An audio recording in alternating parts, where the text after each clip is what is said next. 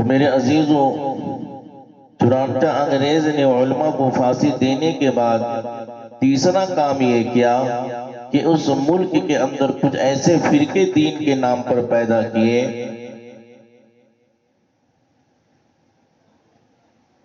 جنہوں نے فتویٰ دیا کہ انگریز کے خلاف جہاد کرنا حرام ہے۔ اس تاریخ سے ہمیں اور آپ کو یہ سمجھ میں آیا ہوگا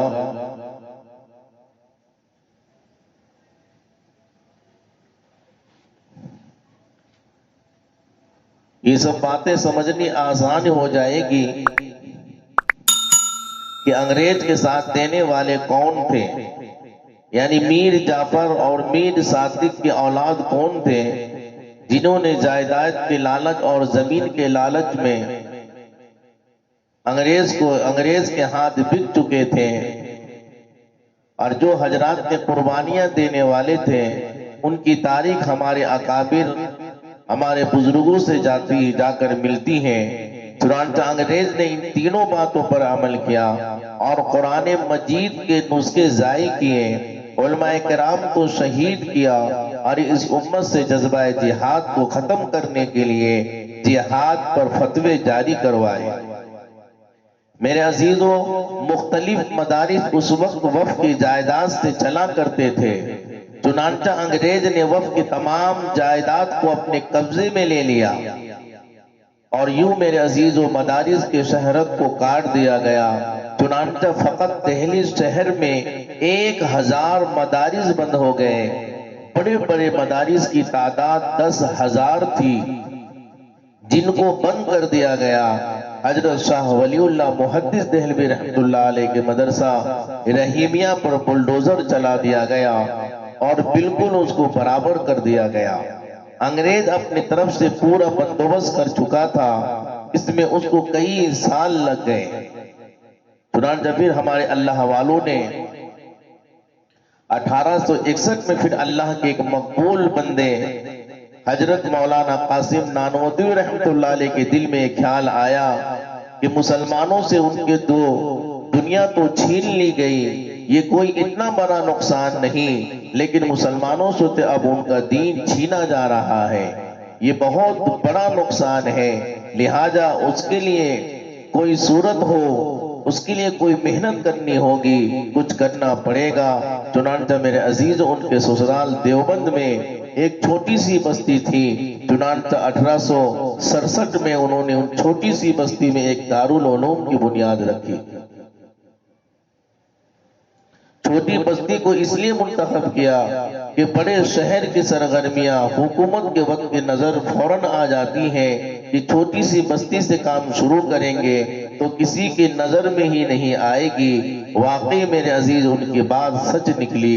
1867 میں جب انہوں نے یہ کام شروع کیا تو 30 مئی کا دن تھا، 15 محرم الحرام کی تاریخ بنتی تھی جب دارالعلوم دیوبند کا سنگ بنیاد رکھا گیا۔ انار کے ایک درخت کے نیچے ایک استاد اور ایک شاگرد، پڑھانے والے کا نام بھی محمود رحمت اللہ علیہ اور پڑھنے والے کا نام بھی محمود حسن رحمت اللہ علیہ۔ کوئی نہیں جانتا تھا یہ پہلا قدم جو اٹھایا گیا بالا آخر اس نے کتنا بڑا علمی مرکز بننا ہے۔ ہزاروں نہیں لاکھوں کی تعداد میں لوگوں نے علم حاصل کیا اور پوری دنیا میں علم کو پھیلایا۔ دارالعلوم دیوبند کا جب سنگ بنیاد رکھا جانے لگا تو حضرت مولانا محمد قاسم نانوتوی رحمت اللہ علیہ نے یہ اعلان فرمایا کہ میں آج دارالعلوم دیوبند کا سنگ بنیاد ایک ایسی ہستی سے رکھواؤں گا جس نے اپنے زندگی میں کبیرہ گناہ تو کیا، اللہ تبارک و تعالی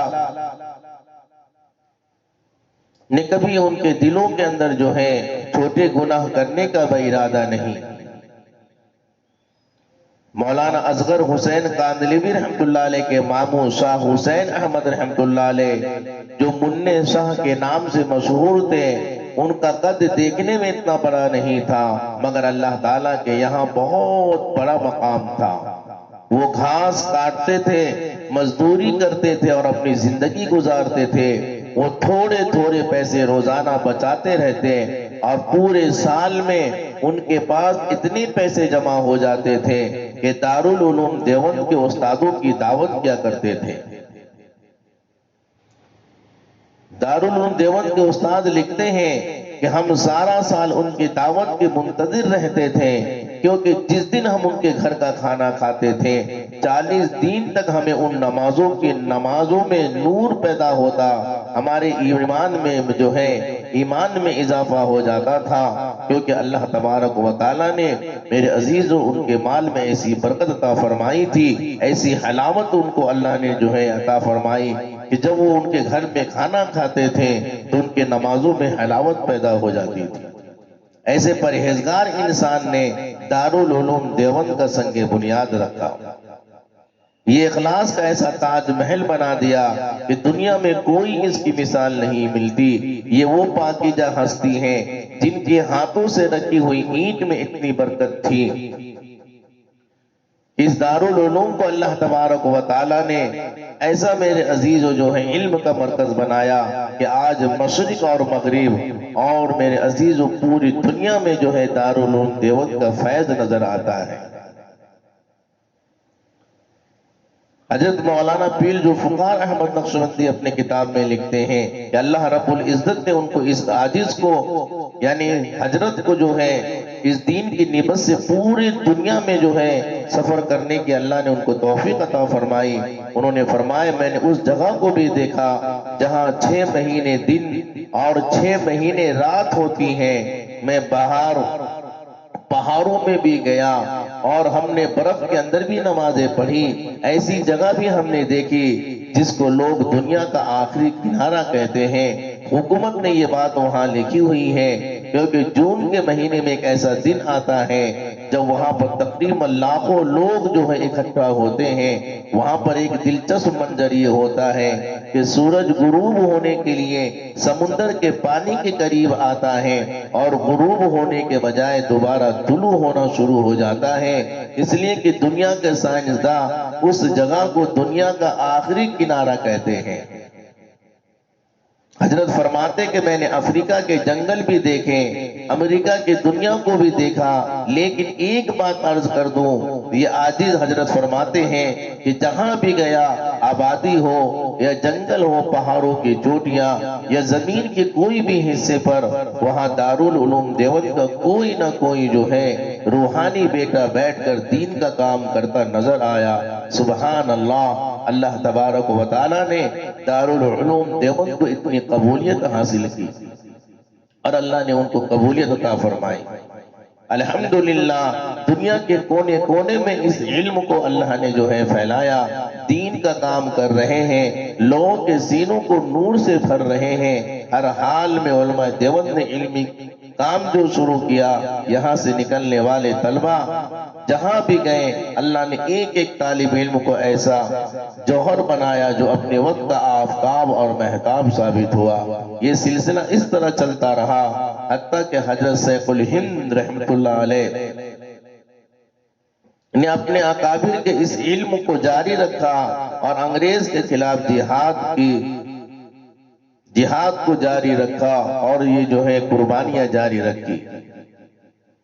مولانا مملوک علی رحمت اللہ علیہ کے 2 شاگرد تھے، ایک کا نام تھا قاسم نانوتوی رحمت اللہ علیہ، انہوں نے دارالعلوم دیوبند کی بنیاد رکھی، اور ایک کا نام تھا احمد خان جو سر سید احمد خان کے نام سے مشہور ہوا۔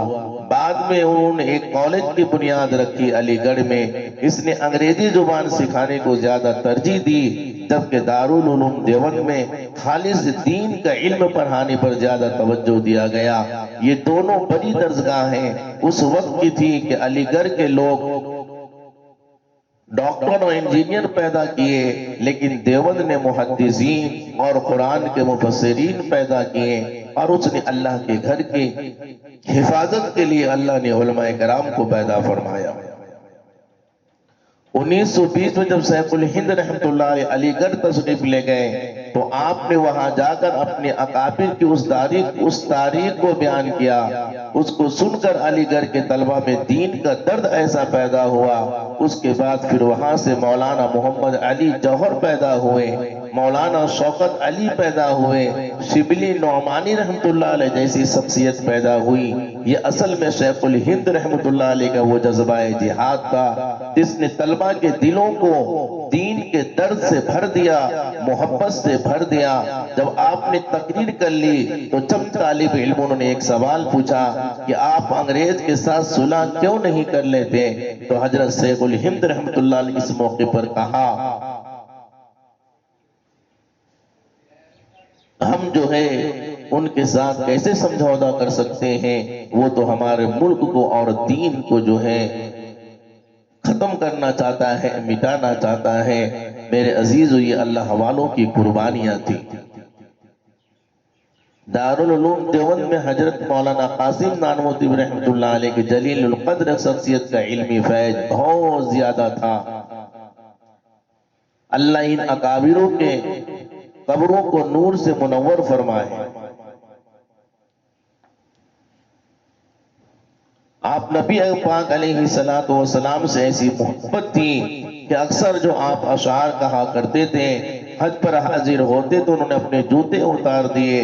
نازک بدن تھے، کسی نے کہا حضرت آپ کے پاؤں زخمی ہو جائیں گے، فرمایا ہاں میں نے جوتے اس لیے اتار دیے ایسا نہ ہو کہ جس جگہ پر میرے آقا صلی اللہ علیہ وآلہ وسلم کے مبارک قدم لگے ہوں، قاسم نانوتوی کا جوتا ان کے پاؤں میں اس جگہ نہ پڑ جائے۔ چنانچہ فرماتے ہیں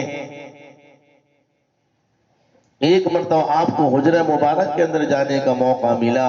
جب حجرہ مبارک کے اندر گئے تو واپسی پر آپ کے اوپر ایک عجیب کیفیت تھی۔ لوگوں نے دیکھا کہ بڑا پر نور چہرہ ہے، عجیب کیفیت ہے۔ تو کسی شاگرد نے پوچھا حضرت اندر کیفیت کیا ہے؟ تو حضرت نے اشعار پڑھے، میرے آقا کا مجھ پر تو اتنا کرم تھا، بھر دیا میرا دامن پھیلانے سے پہلے، یہ اتنے کرم کا عجب سلسلہ تھا، نشہ رنگ لایا پلانے سے پہلے۔ جب مدینہ طیبہ سے واپس ہونے لگے اور آخری وقت آپ نے روضہ انور پر نظر ڈالی، اس وقت آپ نے ایک شعر پڑھا، ہزاروں بار تجھ پر اے مدینہ میں فدا ہوتا، جو بس چلتا تو مر کر بھی نہ میں تجھ سے جدا ہوتا۔ اللہ رب العزت کے محبوب صلی اللہ علیہ وآلہ وسلم کی محبت ان کے دل میں کیسی سمائی ہوئی تھی۔ نبی پاک علیہ السلام کی اس محبت کی وجہ سے ایک ایک سنت پر ان کا عمل تھا۔ ایک مرتبہ حضرت نانوتوی رحمت اللہ علیہ کی موت کا وارنٹ جاری کر دیا انگریزوں نے۔ جب پتہ چلا تو آپ روپوش ہو گئے، چھپ گئے۔ اس دنوں کے پورے 3 دن کے بعد آپ باہر نکل آئے۔ کسی نے کہا حضرت انگریز آپ کو ڈھونڈ رہا ہے، تلاش کر رہا ہے اور آپ کے موت کا وارنٹ جاری ہے۔ آپ نے فرمایا میں نے اپنے آقا صلی اللہ علیہ وآلہ وسلم کی زندگی پر غور کیا تو مجھے غارِ صور میں 3 دن نظر آتے ہیں، لہذا میں بھی 3 دن غائب رہا، اس کے بعد باہر نکل آیا ہوں۔ انگریز اگر پکڑ لیں گے تو میں اپنی جان کا نذرانہ اللہ کے حوالے کر جاؤں گا۔ سنت کا اتنا لحاظ اور خیال رکھا کرتے تھے۔ حضرت مولانا رشید احمد گنگوہی رحمت اللہ علیہ اس دارالعلوم دیوبند کے دوسرے سپوت ہیں۔ اپنے وقت کے بے مثال اللہ والے ہیں۔ آپ کو فتاوی رشیدیہ اکثر علماء کے نظروں سے گزرتا رہتا ہے۔ اللہ رب العزت نے ان کو قطب الارشاد بنایا تھا۔ 40 سال تک حدیث پاک کا درس دیا اور اتنی محبت کے ساتھ درس دیا۔ ایک مرتبہ طلبہ کو درس حدیث پڑھا رہے تھے، اچانک بارش شروع ہو گئی۔ طلبہ نے فوراً اپنی کتابیں بغل میں دبائی اور اپنے کمروں کی طرف بھاگے۔ ان کے جوتے وہیں رہ گئے۔ حضرت نے اپنے رومال کو وہیں بچھایا اور ان طلبہ کو جوتے اس رومال کے اندر رکھے اور گٹھری بنائی اور اپنے سر پر اٹھا کر کمرے میں لے آئے۔ جب طلبہ نے دیکھا تو ان کی چیخیں نکل گئی، کہنے لگے حضرت آپ ہمارے جوتے اٹھا کر لے آئے، ہم خود اٹھا لیتے۔ آپ نے بڑی سادگی سے جواب دیا، جو لوگ اللہ اور اللہ کے رسول صلی اللہ علیہ وسلم کی حدیث کو پڑھتے ہیں، اللہ کے قرآن کو پڑھتے ہیں، میں ان کے جوتے نہیں اٹھاؤں تو پھر کیا کروں؟ اندازہ لگائیے ان حضرات کو نبی کریم صلی اللہ علیہ وآلہ وسلم کے ساتھ کیسی محبت تھی۔ کسی نے مسجد نبی کی تھوڑی سی مٹی لا کر دی اور کہا کہ حجرے کی صفائی کرتے ہوئے یہ مٹی لے کر آیا ہوں، تو آپ نے اس کو اپنے سرما کے سیسی میں ڈال دیا اور فرمایا اچھا اگر یہ روضہ انور کی مٹی ہے تو ہم اسے اپنی آنکھوں کا سرما بنا لیں گے۔ آپ رحمت اللہ علیہ کو ایک مرتبہ مدینہ طیبہ کی چند کھجوریں ملی۔ آپ نے شاگرد سے کہا میرے جتنے دوست ہیں ان کی فہرست بناؤ اور ان کھجوروں کو اتنے حصے کرو تاکہ سب کو ہدیہ میں بھیج دوں۔ اس نے کہا حضرت یہ کھجور کا ٹکڑا تو بہت ہی چھوٹا ہے۔ فرمایا اگر شریعت میں اجازت ہوتی تو میں تجھ سے بولنا چھوڑ دیتا، اس لیے کہ مدینہ کے کھجور کے ٹکڑے کو تو نے چھوٹا کہہ دیا۔ یہ چھوٹے کے لفظ ہی استعمال کیوں کیا؟ اتنی محبت تھی۔ چنانچہ جب کھجور کھا لیتے تو گٹلی کو پیس کر اس کا میرے عزیزو پاؤڈر بنا لیتے اور اوپر سے پانی پی لیا کرتے تھے تاکہ وہ بھی بدن کا حصہ بن جائے۔ حضرت شیخ الہند رحمت اللہ علیہ اور اللہ کا خوف۔ حضرت شیخ الہند رحمت اللہ علیہ وہ دارالعلوم دیوبند کے تیسرے سپوت تھے جنہوں نے انگریز کے خلاف آزادی حاصل کرنے کے لیے بہت قربانیاں دی۔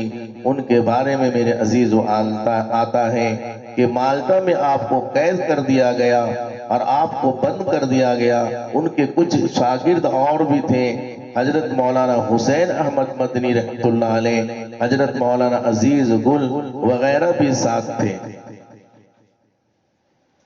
انگریز نے ان کو بہت سختیاں کی مگر یہ اپنی بات پر ڈٹے رہے۔ ایک عجیب واقعہ کتابوں میں پڑھا ہے کہ جب انگریز نے فیصلہ کر دیا کہ ان کو پھانسی دے دی جائے تو یہ خبر ملنے کے بعد حضرت شیخ الہند رحمت اللہ علیہ پر بہت جو ہے چہرہ ان کا جو ہے بہت اداس ہو گیا اور آپ نے بہت زیادہ رونا شروع کر دیا۔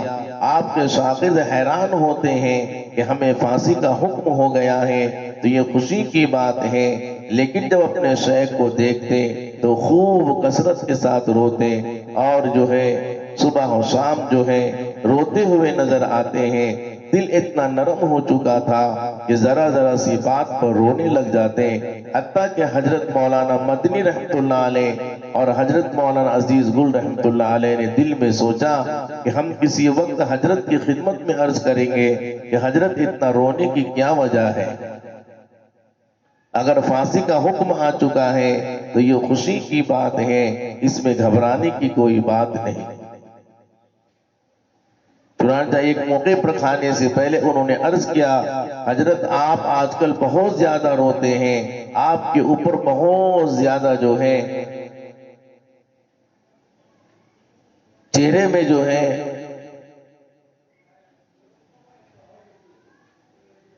آخر کیا وجہ ہے کہ آپ اتنا زیادہ روتے ہیں؟ آپ کا چہرہ جو بھی ہے عجیب ہو چکا ہے، پھانسی کا حکم صادر ہو چکا ہے، تو یہ تو خوشی کی بات ہے۔ اللہ تعالی ہماری جان کو اپنے راستے میں قبول کر لیں گے، یہ تو کوئی ایسی رونے والی بات نہیں۔ جب انہوں نے یہ بات کہی تو حضرت شیخ الہند رحمت اللہ علیہ نے اس وقت ان کو ذرا روب بھری نظروں سے دیکھا۔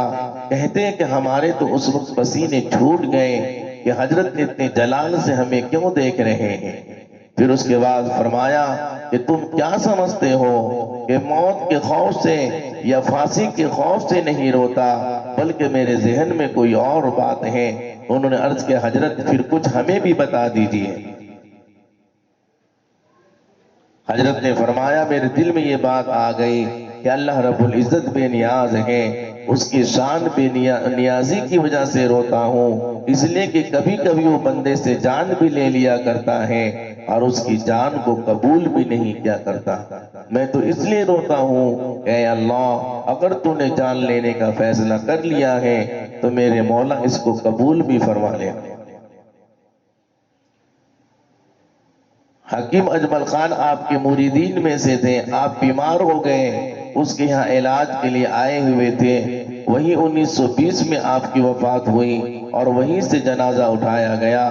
جب ان کو غسل دیا جانے لگا تو غسل دینے والوں نے دیکھا کہ آپ کے کمر کے اوپر، پیٹھ کے اوپر گہرے زخم کے نشان موجود ہیں. ایسی پیٹھ کبھی دیکھی ہی نہیں گئی تھی. لوگ پریشان تھے، آخر یہ بات کیا ہے کہ آپ کے جو پیٹھ پر اتنے گہرے گہرے نشان ہیں.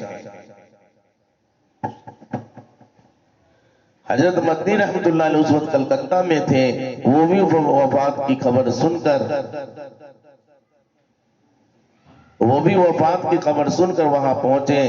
جب ان سے پوچھا گیا تو حضرت مولانا حسین احمد مدنی رحمت اللہ علیہ نے اس وقت راز فاش کیا اور کہا کہ اصل میں جب ہم مالٹا میں ان کو آگ کے انگاروں پر لٹا دیا جاتا اور انگریز کہتا تم ہمارے ساتھ وفاداری کا وعدہ کرو اور ہمارے حق میں فتویٰ دے دو، ورنہ ہم تمہیں آگ کے انگاروں پر لٹائے رکھیں گے. حضرت کے خون سے آگ کے انگارے بجھتے، اتنی تکلیف اٹھاتے، مگر انگریز کہتے رہے انگریز میں کبھی تیرے حق میں فتویٰ نہیں دے سکتا. ارے میں بلال رضی اللہ تعالیٰ عنہ کا وارث ہوں، جن کو ریت کے اوپر لٹایا جاتا تھا اور سینے پہ چٹانیں رکھ دی جاتی تھی. میں تو خباب رضی اللہ تعالیٰ عنہ کا وارث ہوں، جن کے کمر کے اوپر زخموں کے نشانات تھے.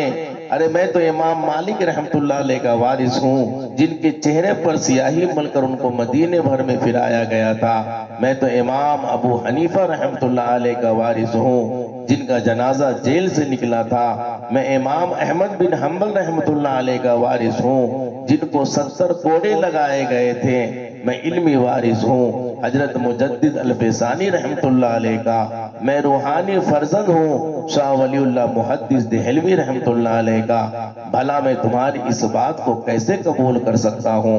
چنانچہ سب تکالیفوں کو آپ نے برداشت کی، مگر زبان سے انگریز کے حق میں کوئی بات نہیں کہتے تھے. یہ ان کی قربانیاں تھیں. بالا آخر انگریز کو پیچھے ہٹنا پڑا. انگریز نے پہلے فیصلہ کیا تھا کہ ان کو پھانسی پہ لٹکا دیا جائے. بالا آخر اس نے فیصلہ کیا کہ پھانسی نہیں دیتے، چلو چھوڑ دیتے ہیں. چنانچہ انگریز کو فیصلہ بدلنا پڑا. اللہ رب العزت نے ان کو عزم و استقامت کی وجہ سے ان کو کامیابی عطا فرما دی. حالات کے قدموں میں قلندر نہیں گرتا، ٹوٹے جو ستارہ تو زمین پہ نہیں گرتا. گرتے ہیں سمندر میں بڑے شوق سے دریا، لیکن کسی دریا میں سمندر نہیں گرا کرتا. آپ تو سمندر تھے بڑا، بھلا دریا میں کیسے گر سکتے تھے؟ آپ کی اس ہمت اور استقامت کو سلام کرنا چاہیے. اس وجہ سے اللہ رب العزت نے آپ کو یہ عظمت عطا فرمائی. الحمدللہ آپ کا علمی فیض پوری دنیا میں خوب پھیلا. حضرت اقدس تھانوی رحمت اللہ علیہ بھی اس مادر علم کے روحانی بیٹے ہیں. اللہ رب العزت نے ان کو علم کا وہ مقام عطا فرمایا تھا. ایک ہی وقت میں مفسر بھی تھے اور بڑے اللہ والے بھی تھے، صوفی بھی تھے. اللہ رب العزت نے دین کے ہر شعبے میں ان کو بلند مقام عطا فرمایا تھا. زمانہ طالب علمی سے آپ کے اندر علمی شوق اور علم کا قدر آپ کے اندر نظر آتا تھا. چنانچہ جب آپ فارغ ہوئے تو دارالعلوم کے انتظامیہ نے فیصلہ کیا کہ جو طلبہ ہیں فارغ ہوئے ہیں ان کی دستار بندی کی جائے. آپ اپنے چند طلبہ ساتھیوں کے ساتھ لے کر حضرت سیف الہند کے پاس گئے اور کہنے لگے حضرت ہم ایک فریاد لے کر آئے ہیں، آپ اسے پورا کر دیجئے. پوچھا کون سی بات ہے؟ عرض کرنے لگے کہ حضرت ہم نے کتابیں تو مکمل کر لی، ہمیں معلوم ہوا ہے کہ مدرسے کا انتظامیہ ہماری دستار بندی کروانا چاہتی ہے. ہم اس لیے حاضر ہوئے ہیں کہ ہم اس قابل نہیں. اگر ہماری دستار بندی کرا دی گئی تو دارالعلوم کی بدنامی ہو جائے گی کہ ایسے نالائق طلبہ کی دستار بندی کروا دی. آپ مہربانی فرمائیے اور دستار بندی نہ کروائیے. جب انہوں نے یہ بات کہی تو سیف الہند رحمت اللہ علیہ کو جلال آ گیا. فرمایا اشرف علی تم اپنے استاد کے سامنے رہتے ہو اس لیے تمہیں اپنا آپ نظر نہیں آتا، جب ہم نہیں ہوں گے تو پھر تم ہوگے۔ اور واقعی وہی ہوا کہ جب یہ استاد اس دنیا سے چلے گئے، رخصت ہو گئے، تو پھر حضرت تھانوی رحمت اللہ علیہ کے علم کا ڈنکا پوری دنیا میں بجا۔ سبحان اللہ، تھانہ بھون کی خانقاہ اصلاح کے لیے اپنی مثال آپ ہے۔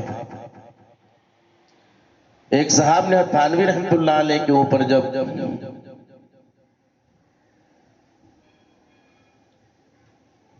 ان کی شخصیت کے اوپر نظر ڈالا، ان کی کتابوں کو جب انہوں نے جو ہے دیکھا، تو اس نے حضرت تھانوی رحمت اللہ علیہ کے میرے عزیزو 2800 کتابوں کی فہرست بنائی، جنہیں آپ نے اپنی زندگی میں خود لکھا یا ہدایت دے کر اپنے شاگردوں سے لکھوائے۔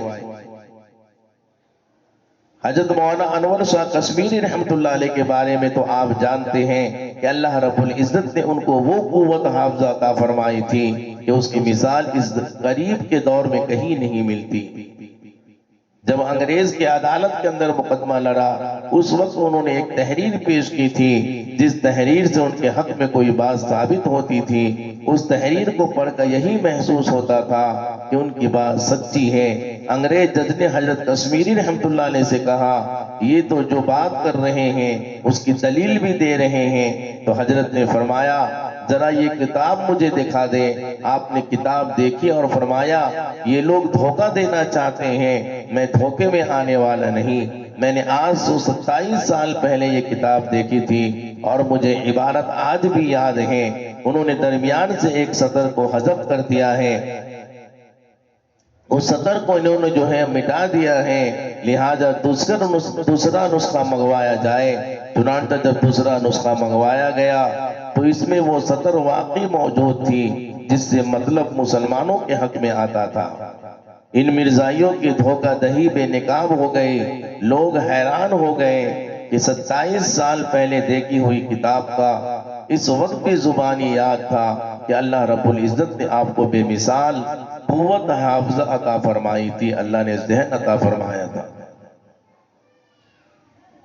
چند غیر مسلموں نے آپ کے ہاتھ پر مسلمان ہو گئے تو لوگوں نے جو ہے غیروں سے کہا کہ تم مسلمان کیوں ہو گئے ہو؟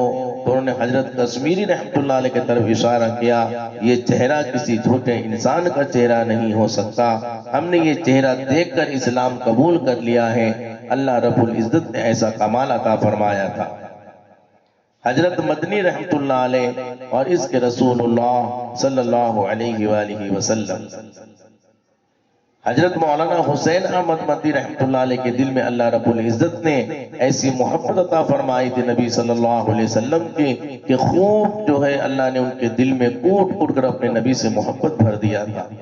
ان کے حالات زندگی میں لکھا ہے کہ جب ذی الحجہ کا جب پہلا 10 دن آتے تو ان کی طبیعت کے اندر بے قراری، بے چینی بڑھ جاتی، تڑپ پڑ جاتی، چنانچہ ان کے دل میں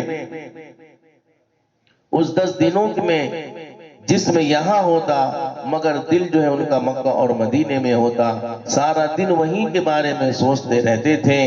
اور دسترخوان پر جو روٹی کھانے کے لیے بیٹھتے تو بعض اوقات روٹی کھاتے اٹھ جاتے اور کھڑے ہو کر کہتے معلوم نہیں وہ حج میں جانے والے اللہ کے مہمان کیسی جو ہے اللہ کی عبادت کرتے ہوں گے، کوئی اللہ کے گھر میں طواف کر رہا ہوگا، کوئی سجدے کر رہا ہوگا۔ ایسی محبت تھی ان کو اللہ کے نبی صلی اللہ علیہ وسلم سے اور میرے عزیز و اللہ کے گھر سے،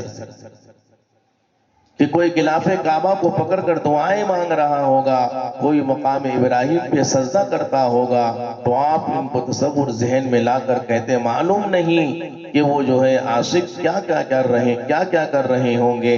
اس طرح آپ کو کھانا اچھا نہ لگتا، کبھی آسمان کی طرف دیکھ کر کہتے معلوم نہیں وہ اللہ کے محبت کرنے والے اللہ کے مہمان کیا کر رہے ہوں گے۔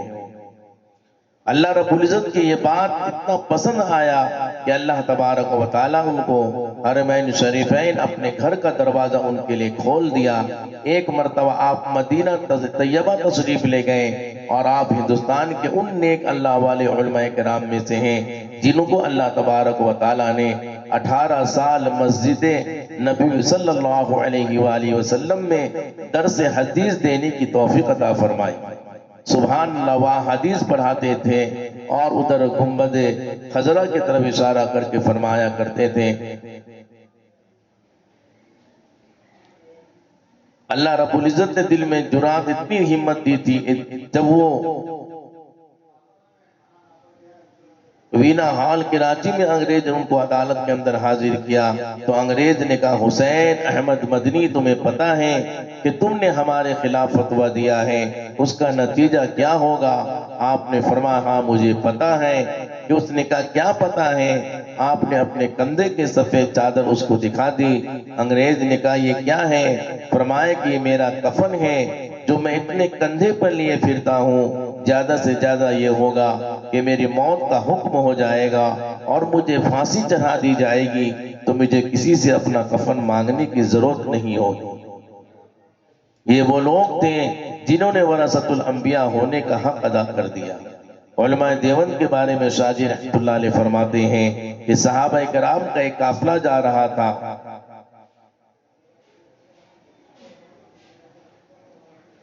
واقعی ان کو اتباع سنت کو دیکھیں کہ ان کے تقوی کو دیکھیں تو یہی نظر آتا ہے کہ سر کے بالوں سے لے کر پاؤں کے ناخنوں تک یہ حضرت نبی پاک علیہ السلام کی سنتوں سے سجے ہوئے تھے۔ میرے عزیز، یہ کوئی اتفاق کی بات نہیں بلکہ اللہ تعالیٰ کی طرف سے چناؤ معلوم ہوتا ہے۔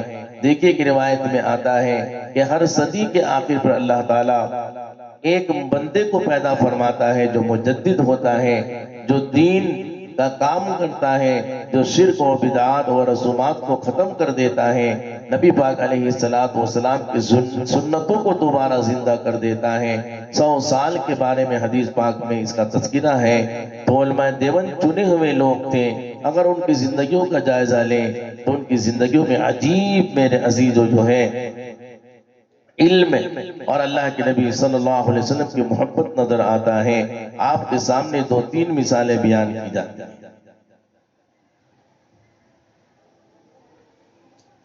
تو میرے عزیز، یہ اللہ والے تھے جن کی قربانیوں سے میرے عزیزوں جو ہے یہ ہمیں جو ہے اپنا وطن ملا، اور اللہ تبارک و تعالیٰ نے میرے عزیزوں ہمیں جو ہے اپنے دین پہ چلنے کی توفیق عطا فرمائی۔ ان اللہ والوں کی قربانیوں کی وجہ سے میرے عزیزوں ہماری دین کی حفاظت ہوئی۔ ہمیں چاہیے کہ ان اللہ والوں کو یاد کریں، ان اللہ والوں کے ذریعے میرے عزیزوں ہم بھی محنت کریں کہ اللہ تبارک و تعالی ہم سب کو دین پہ چلنے کی توفیق عطا فرمائے، اور اس دین کی حفاظت کرنے کے لیے اللہ ہم سب کو قبول فرمائے۔